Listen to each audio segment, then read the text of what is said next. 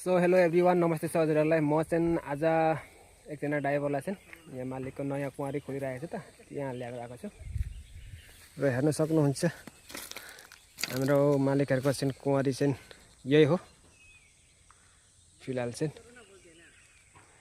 हेर्न सक्नुहुन्छ।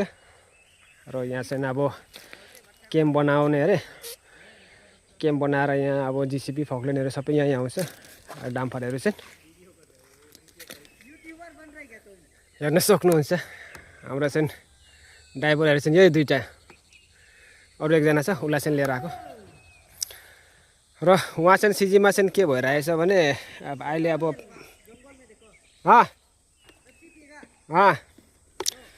पानीले गर्दाखेरि चाहिँ माने त्यहाँनिर चाहिँ पहाडहरूको स्ल्याबहरू झर्छ नि त, त्यही भनेर चाहिँ यहाँ प्लेन एरियामा चाहिँ लिएर आएको छ। र यो चाहिँ ढुङ्गा चाल्नुको लागि बनाउने अरे, यहाँ हेर्न सक्नुहुन्छ रोडहरू र यहाँ सिडी फिल्डर मेसिन पनि लिएर आएको छ, वेल्डिङ मेसिन सबै यहीँ लिएर आएको छ। एभ्रिथिङ यहीँनिर हुनेछ, हेर्न सक्नुहुन्छ गाइस।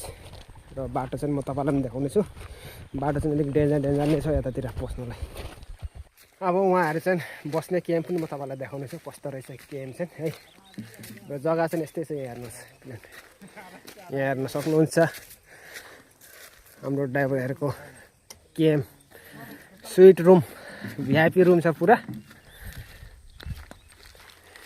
यो लोग त पुरा स्विट रुम है। र हामीहरूको यो भाइहरूको चाहिँ हिजो राति चाहिँ यहाँनिर पुरा भिआइपी रुममा सुताइ भएछ, हेर्न सक्नुहुन्छ यो स्विट रुम हो।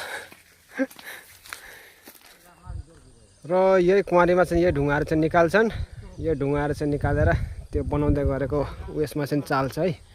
चालेपछि चाहिँ अनि ठुल्ठुलोहरू चाहिँ भिन्दै क्रेसर मिलमा दिन्छ। म चाहिँ अब फेरि फिर्ता घुरेको र बाटो चाहिँ कस्तो छ तपाईँलाई म देखाउने छु है त, यहाँको बाटोहरू चाहिँ र आउने बाटोहरू चाहिँ कस्तो थियो। र हाम्रो मालिकले चाहिँ ढुङ्गाहरू निकालेर चाहिँ यहाँनिर दिन्छ, यसरी केसरी मिल्ने हेर्नु सक्नुहुन्छ। यसरी ढुङ्गाहरू चाहिँ उयो गरिरहेको छ है, यहाँ पिछाइ छ। र हामीहरूको चाहिँ यहाँनिर एउटा पक्ल्यान छ, एउटा पक्ल्यान चाहिँ उतै छ, सिक्किमै छ। र हेर्नुहोस् निकालेको कस्तो मजाले निस्किएको छ है, यसरी केसर मिलमा दिनेछ। र म चाहिँ र बाटोहरू चाहिँ यस्तो छ, जङ्गलै जङ्गल छ चारैतिरबाट यस्तो छ। उतातिर आज तल अलिक जङ्गलै थियो धेरै। अब के गर्नु, जसले जस्तो काम गरिरहेछ त्यस्तो त काम गर्नु पऱ्यो, जहाँ पनि खोजेर भए पनि होइन। र पहिला चाहिँ उहाँ एउटा पहाड किनेको थियो, पहाड पनि सकिगयो माने अब बर्खा लाग्यो नि त, सेलेबहरू झर्छ, त्यही भनेर। गाइस अहिले चाहिँ यो फुल चाहिँ बहुत मजाले फुलिरहेछ कि जङ्गलमा, हेर्न सक्नुहुन्छ। र यो फुल चाहिँ बहुत दामी देखिरहेछ है, हेर्न सक्नुहुन्छ। अहिले चारैतिर जङ्गलतिर चाहिँ यही फुलै मात्रै बेसी छ र फुलहरू चाहिँ बहुत दामी देखिरहेछ, हेर्न सक्नुहुन्छ। मलाई पनि यो फुलहरू देखेर चाहिँ भिडियो यसो बनाऊँ भनेर लागिगयो कि।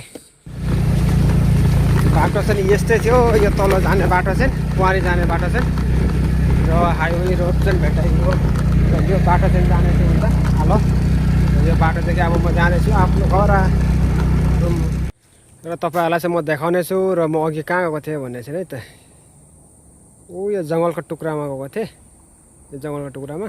यहीँ छ हामीहरूको चाहिँ मालिकको कुवारी र हेर्न सक्नुहुन्छ। र हामीहरूको चाहिँ होटल चाहिँ छ यतापट्टि, यो जङ्गल पछाडि छ, बहुत टाढो छ है, यतापट्टि पर्ने छ हाम्रो होटल चाहिँ।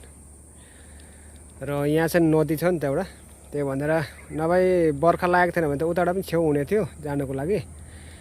अब बर्खा भएर चाहिँ अहिले हामी चाहिँ यो बाटो लागेर चाहिँ गएको थियौँ, यो बाटो लिएर यसरी यताबाट